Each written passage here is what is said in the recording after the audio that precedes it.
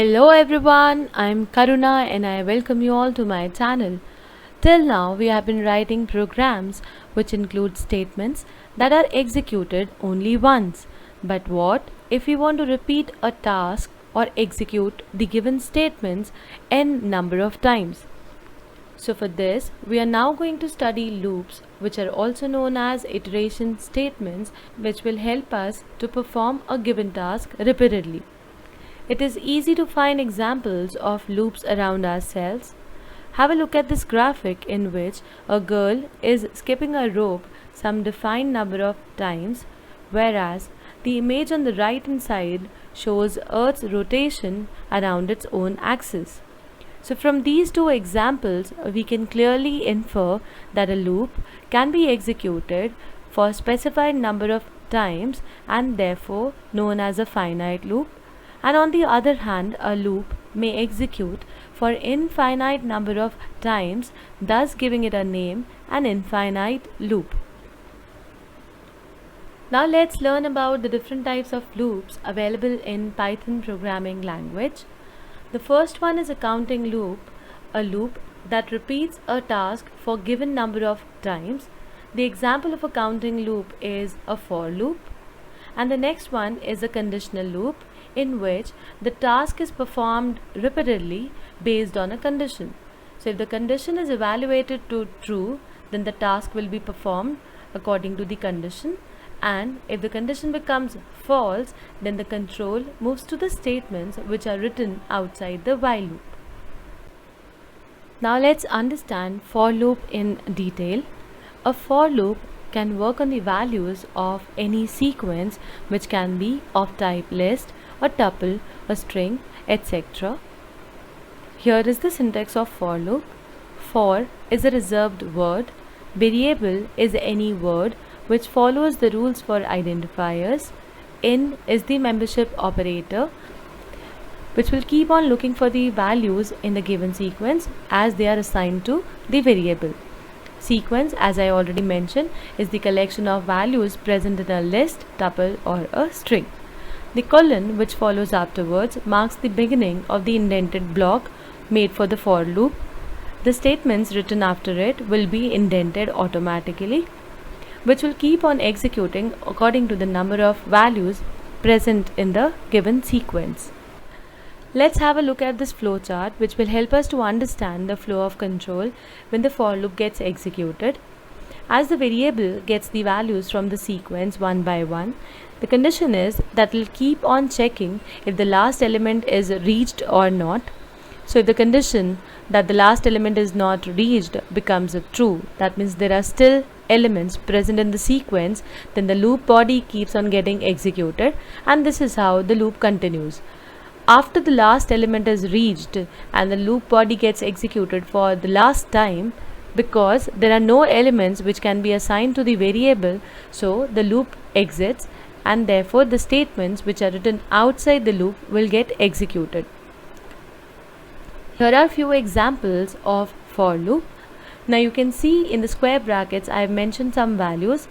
The square bracket indicates that these values are contained in a list. This code will print all the values of the list in different lines. Next is an example of values present in a tuple, and the code will give me all the values in different lines. This example is based on a string. The word inspire written inside single quotes will keep on giving its values one by one to the variable x, and therefore the code will print all the letters of the word inspire in different lines. Now you can see all these examples have some limited collection of values or based on the characters of the given string. But this will not be the case always. Sometimes the range of the numbers or the collection keeps on increasing. So for this, we use the range function whose task is to generate a sequence of numbers. This is how we use the range function. The variables written inside the square brackets, that is start and step, are optional. That means the range function can be written with only stop value inside the bracket. Now let's understand all these parameters in detail. As I already mentioned, start is an optional parameter this will help you to start your sequence. If it is not specified, then the default value for the start is 0. Stop is the point where the sequence will end. This number itself is not included inside the range of the numbers generated with the help of this function. Step is also an optional parameter. The default value of step is 1, but if we want, we can specify a different number. Now, to have a better understanding of a for loop, let me explain all this with the help of few examples in IDLE. Here I am going to write a simple example to print numbers from 1 to 100. So I specify inside the range function the starting value as 1, as I want the values to be printed till 100. So here I am going to write 101, and because the step value is by default 1, even if you write it, it does not affect the code. So for now I am going to remove it, and I write the next statement inside the for loop body, which is to print all the values of the variable x on the screen. Now if I want all the values in the same line, I will change the value of the end argument and replace it with space. Let's run the code. You can see it prints all the numbers from 1 to 100. Performing all these tasks, which includes repetition, can be done quickly with the help of loops. Imagine you are writing a code to print numbers from 1 to 1000 or any other such requirements from your code are to be fulfilled, then it will become too difficult to write all these numbers in these statements or assigning them to different variables. Let's make little changes in our code, and here I am going to print all the odd numbers within the range of 1 to 100. As I mentioned, the default value of step argument is 1, but here I am going to write 2, which will give an increase of number 2 in between the values. So you can see it shows me all the odd numbers from 1 to 100. Let's write the code to print reverse counting from 50 to 1. So I write the starting value as 50. Then I write here 0 because I want the numbers till 1. So here I am giving a value which is less than the required number, that is 0. And because the default value is +1, but in this code it should be a reverse counting, so I'm going to specify the value of the step argument as -1. So you can see it gives me all the numbers in the reverse order. What will happen in this code if I remove this step value and let it go like this, where the range function automatically decides whether the numbers are in increasing order or in decreasing order? So let's see the output first. You can see no number is printed on the screen.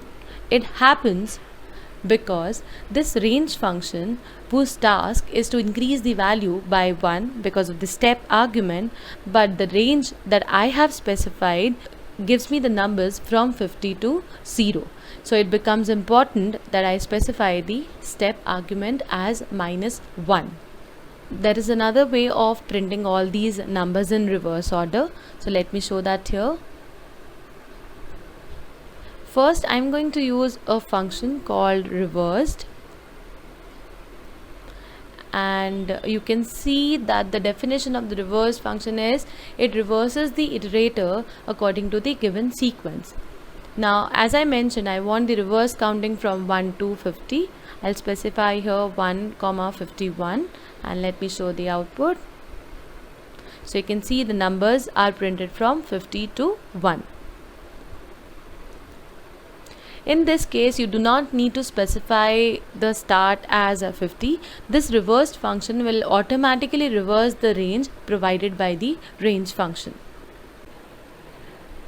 Next is the while loop, which works according to a condition. So the while loop first checks the condition. If the condition is evaluated to true, then the statements which are written inside the while block will get executed. But if the condition becomes false, then the statements which are written outside the while loop will get executed. So have a look at the syntax of while loop. Similar to for loop where you need to specify the start, stop and end inside the range function. So for a while loop also we need to specify all these three steps but in a different way. So you can see the starting is with the initialization, which includes assigning an initial value to a variable. Next is checking the variable against some condition, where while is a reserved word and condition is written with the help of logical and relational operators available in Python. After this, the statements which are written inside the while block will get executed. After every iteration of the while loop, the value of the variable will get incremented. This variable is also known as loop counter. So the updation part will handle the changing of the value of the loop counter variable. Now let's have a look at the flowchart for while loop. The starting is with the initialization, after which it goes to check the condition. If the condition is true, then the statements of the while loop will get executed. The loop counter will get updated and it again checks the condition. So the entire cycle keeps on moving. But if the condition becomes false, then the statements which are written after the while loop will be executed. Here is a simple example of while loop which will print numbers from 1 to 50. As I already explained this code with the for loop, I hope you will be able to relate this in while loop. The starting of the number is from 1, where it is assigned to the variable I. I keep on checking this value of variable I till 50. So if the value is less than 50 or it is equivalent to 50, then the loop will continue. The time it becomes greater than 50, the condition will become false and the loop will get over. So if the condition is true, it prints the value of variable I and then I is incremented one by one to get all those numbers. Now let me show you few examples of while loop. Just like for loop, I am going to write here a code where I want to see numbers from 1 to 100. So I write here x equal to 1 while x less than equal to 100 colon. I'm going to print this value of variable x and then I'm going to increase the value of the variable x with 1. Instead of writing the statement like this, I can also take the help of the augmented operator, where this also means that I'm going to increase the value of variable x by 1. Let's check the output.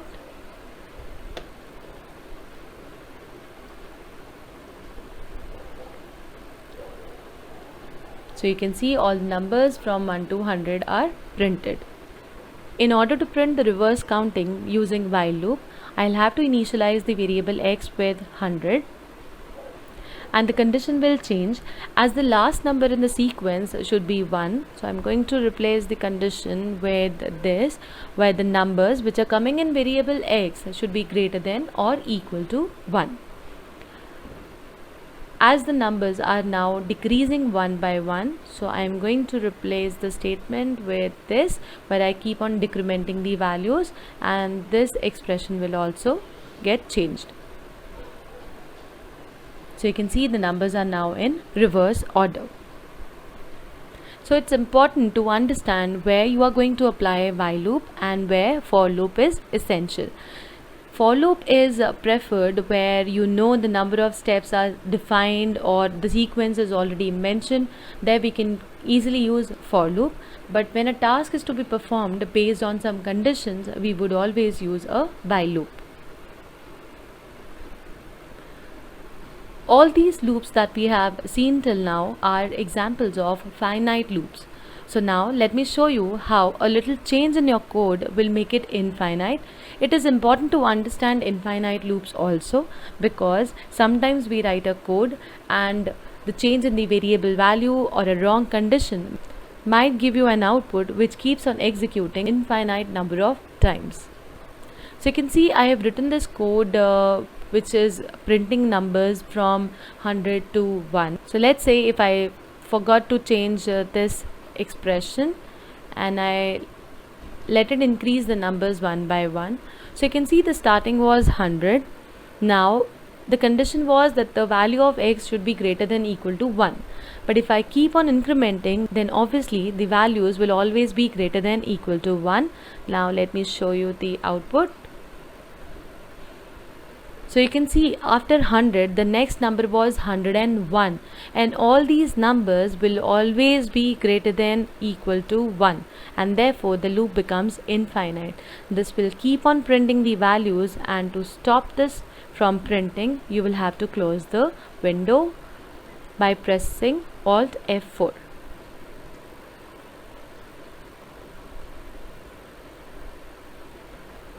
Now I'll show you another example where I remove this updation statement. Now if you look at the code, it says the value of x is 100. 100 greater than equal to 1, the condition becomes true, but there is no updation statement. Now let me show you how the code works now. So you can see all the values that are printed are only 100 because the updation statement is missing, and the condition that is checked is against the value 100, which always remains true. So the loop becomes infinite. Now to write an infinite for loop, I will have to use a module named as itertools.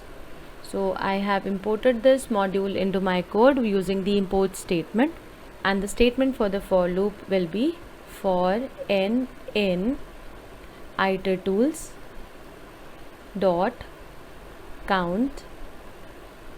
Now you can see the syntax of a count function. It accepts only two arguments, start and step. So I'll just specify the start value, let's say 2, and I print the value of variable n.